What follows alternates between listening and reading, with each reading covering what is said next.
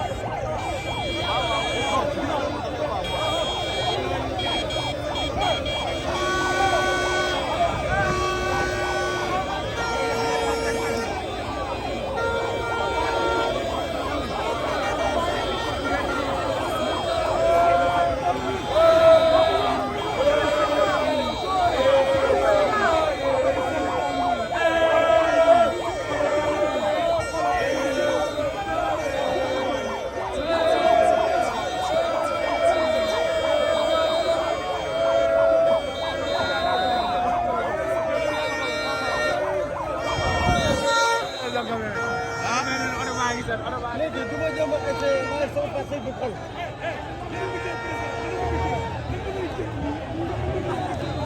waaw.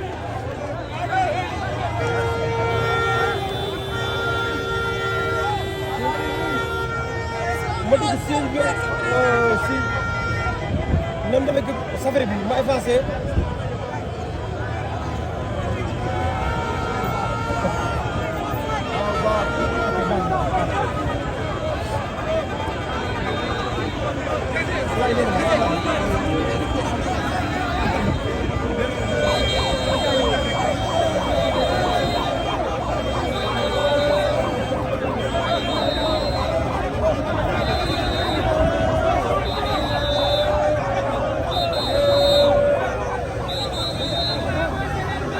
bii safari la avancé.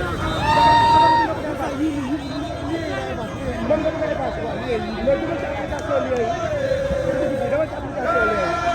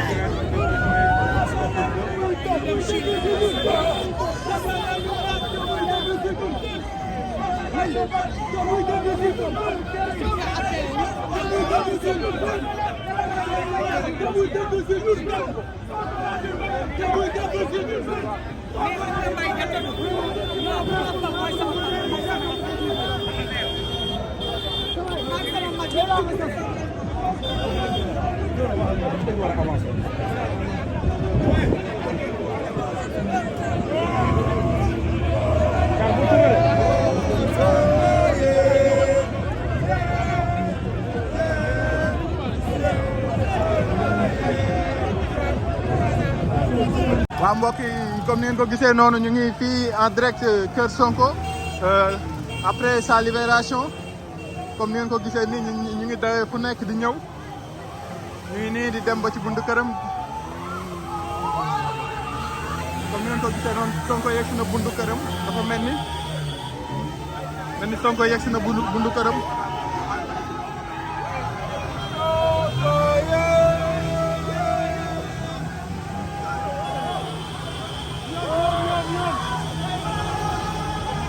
mel ni ki nga xamante ni mooy président Ousmane Sonko yegsi na buntu këram comme ngeen ko déggee ñu ngi naan borom dëkk bi yegsi na.